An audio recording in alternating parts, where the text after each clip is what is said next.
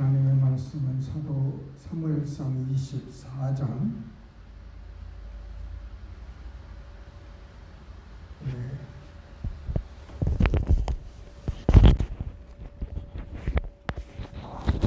24장 우리 한 목소리로 합독하십니다. 사울이 블레셋 사람을 쫓다가 돌아오매 어떤 사람이 그에게 말하여 이르되 보소서 다윗이 엔게디 광야에 있도이다 하니 사울이 온 이스라엘에서 택한 사람 3,000명을 거느리고 다윗과 그의 사람들을 찾으러 들염소 바위로 갈새 길가 양의 우리에 이른즉 굴이 있는지라 사울이 뒤를 보러 들어가니 다윗과 그의 사람들이 그 굴 깊은 곳에 있더니 다윗의 사람들이 이르되 보소서 여호와께서 당신에게 이르시기를 내가 원수를 내 손에 넘기리니 내 생각에 좋은 대로 그에게 행하라 하시더니 이것이 그날이니이다 하니 다윗이 일어나서 사울의 겉옷자락을 가만히 베니라. 그리한 후에 사울의 옷자락 베매로 말미암아 다윗의 마음이 찔려 자기 사람들에게 이르되 내가 손을 들어 여호와의 기름 부음을 받은 내 주를 치는 것은 여호와께서 금하시는 것이니 그는 여호와의 기름 부음을 받은 자가 됨이니라 하고 다윗이 이 말로 자기 사람들을 금하여 사울을 해하지 못하게 하니라. 사울이 일어나 굴에서 나가 자기 길을 가니라. 그 후에 다윗도 일어나 굴에서 나가 사울의 뒤에서 외쳐 이르되 내 주 왕이여 하매 사울이 돌아보는지라 다윗이 땅에 엎드려 절하고 다윗이 사울에게 이르되 보소서 다윗이 왕을 해하려 한다고 하는 사람들의 말을 들은 어찌하여 들으시나이까? 오늘 여호와께서 굴에서 왕을 내 손에 넘기신 것을 왕이 아셨을 것이니이다. 어떤 사람이 나를 권하여 왕을 죽이라 하였으나 내가 왕을 아껴 말하기를 나는 내 손을 들어 내 주를 해하지 아니하리니 그는 여호와의 기름 부음을 받은 자이기 때문이라 하였나이다.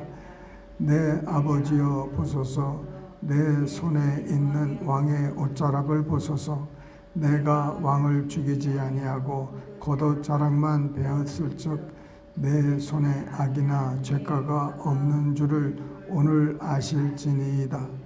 왕은 내 생명을 찾아 해하려 하시나 나는 왕에게 범죄한 일이 없나이다.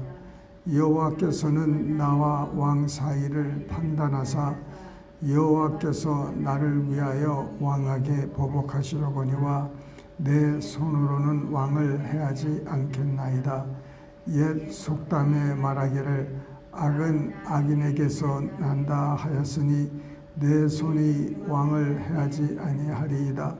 이스라엘 왕이 누구를 따라 나왔으며 누구를 뒤를 쫓나이까? 죽은 개나 벼룩을 쫓음이니이다. 그런즉 여호와께서 재판장이 되어 나와 왕 사이에 심판하사 나의 사정을 살펴 억울함을 풀어주시고 나를 왕의 손에서 건지시기를 원하나이다 아니라. 다윗이 사울에게 이같이 말하기를 마침에 사울이 이르되 내 아들 다윗이 이것이 내 목소리냐 하고 소리를 높여 불러 울며 다윗에게 이르되 나는 너를 학대하되 너는 나를 선대하니 너는 나보다 의롭도다. 내가 나 선대한 것을 오늘 나타내나니 여호와께서 나를 내 손에 넘기셨으나 내가 나를 죽이지 아니하였도다. 사람이 그의 원수를 만나면 그를 편안히 가게 하겠느냐? 내가 오늘 내게 행한 일로 말미암아 여호와께서 내게 손으로 갚으시기를 원하노라. 보라, 나는 내가 반드시 왕이 될 것을 알고 이스라엘 나라가 내 손에 견고히 설 것을 아노니 그런즉 너는 내 후손을 끊지 아니하며 내 아버지의 집에서 내 이름을 멸하지 아니할 것을 이제 여호와의 이름으로 내게 맹세하라 하니라. 다윗이 사울에게 맹세하매 사울은 집으로 돌아가고 다윗과 그의 사람들은 요새로 올라가니라. 네, 23장 보면은 이제 사울이 다윗을 이제 코너에 몰아놓고 이제 손만 뻗으면은 다윗을 해할 수 있는 그런 위치에 있었습니다. 그때 이제 소식이 오는데 블레셋 사람들이 이스라엘 백성을 치고 있다. 그 소리에 지금 한 사람을 쫓는 것보다 지금 수많은 사람들이 해를 당하면 결국은 자기에게 얼마나 불안해지겠습니까?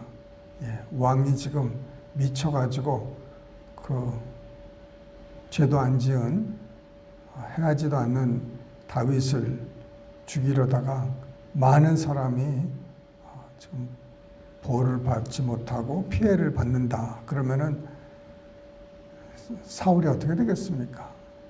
아마 백성을 생각하는 것보다 지금 자기에게 다시 돌아올 그 화를 더 염려하는 것 같습니다.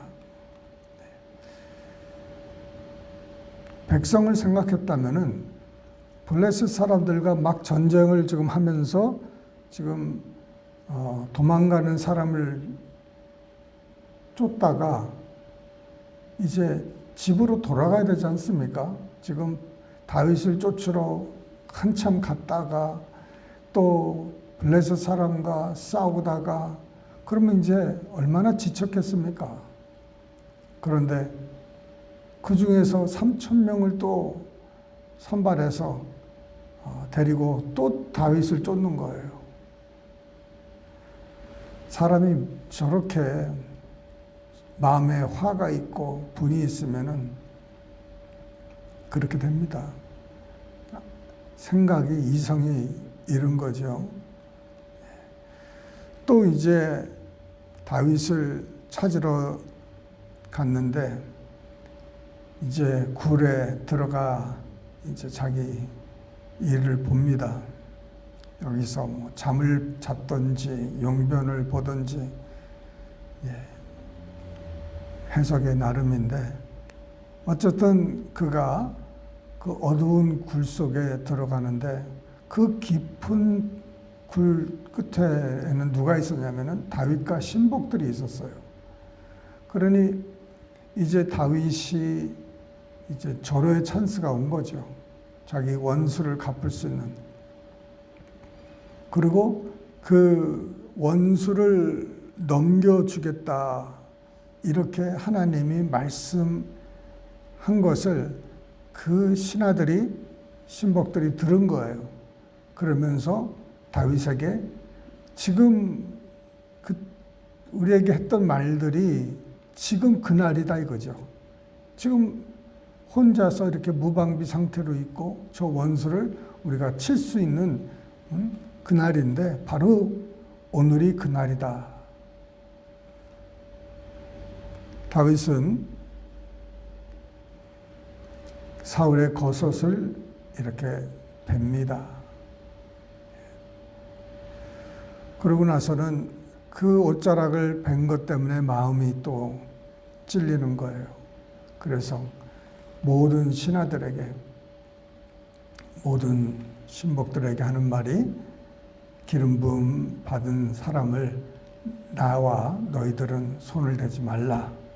이렇게 해서 그를 해하는 것을 금합니다.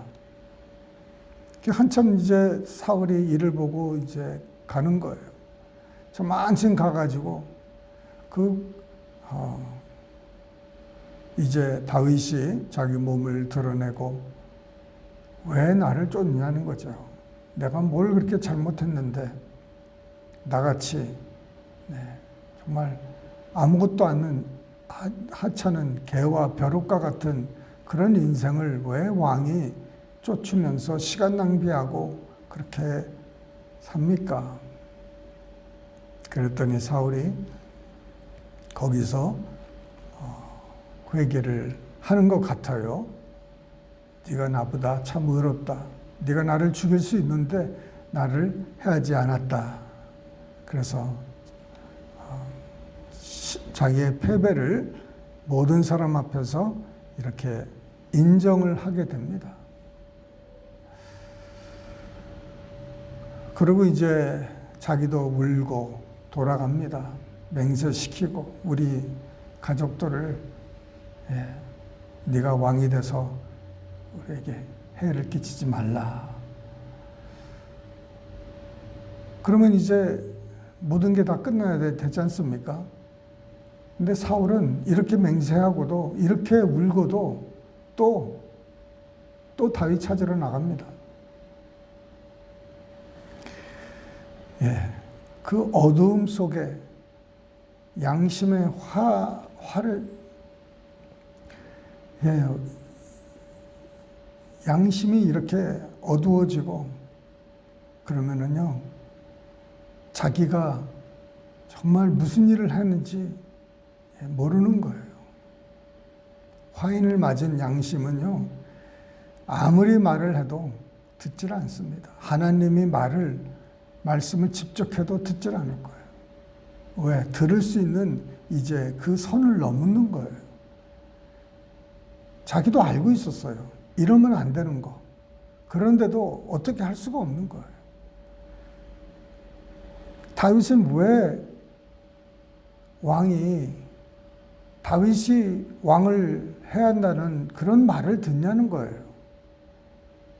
그러니까 주위의 사람들이 그렇게 이간질을 했을 수도 있어요. 왜 그렇게 하냐고. 다윗이 언젠가는 왕이 되고 이러쿵저러쿵 이렇게 하면서 그 왕의 귀에다가 계속 그 정보를 이제 갖다 주는 거예요. 그 부정적이고 악한 정보를 계속 받아들이고 자기의 것으로 만들고 하다 보니까 그 마음이 얼마나 어둡겠습니까? 어두운 굴 속과 들어가는 거 마찬가지예요. 아무것도 안 보이고. 참 우리 삶 속에 그런 일들이 자주 있는 것 같아요. 성령께서 말씀하시는데 잘 듣지를 않아요. 듣지를 않으니까 쓰실 수가 없는 거죠. 하시려고 하시는 일을 순종해야 계속적으로 말씀하시고 인도하시는데 사람이 마음을 닫아버리고 순종하지 않으면 말씀을 안 하세요. 주님께서는 오늘날도 교회와 모든 성도들에게, 세상 사람들에게 말씀하십니다. 세상 사람들에게도 말씀하세요. 여러 군데 성경에 그렇게 말씀하십니다. 동방에 있는 그 새 박사들도 그 별을 보고 그 하늘의 그 메시지를 듣고 보고 그 별을 쫓아간 거예요. 근데 예수 믿지도 않는 사람들, 하나님하고 아무런 관계없는 그런 사람들도 그 하늘의 메시지를 보고 그 말씀에 순종해서 갑니다. 목동들도 그렇게 들었어요. 천군 천사들이 나와서 막 찬양하고 하는 거 보고 자기네들이 이거는 우리가 찾아봐야 될 분이시구나 하고 그들이 순종하고 쫓아가는 거예요. 하나님의 말씀이 늘 모든 사람들에게 임한다는 것이죠. 그 말씀을 들을 수 있는 귀가 없는 거예요. 귀에 딱지가 붙어가지고요. 말씀이 통과가 되질 않는 거예요. 육적인 사람들이 그런 사람들이에요. 자기 육신적인 것만 위해서 사는 사람들은 영의 음성을 들을 수 있는 귀가 없는 거죠. 이 마지막 때에 그 영의 말씀을 듣지 못하면은 얼마나 많은 손해가 오는지 모릅니다. 여러분, 이 다윗을 보더라도 또 여러 사람들을 보더라도 잘 하나님께서 그를 피하게 하시고 그를 도우시는 손길들이 위로부터 온다는 것이죠. 그 위로부터 오는 도움을 알아야 되는 거예요. 하나님께서 이 길로 우리의 길을 인도하시고 우리의 발의 등불이 되시고요.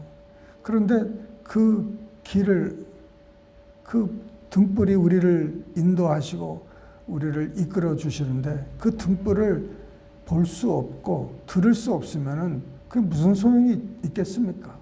하나님의 말씀을 착잡고 들어도 또 뭐 하겠습니까? 아무 소용이 없는 거예요. 왜?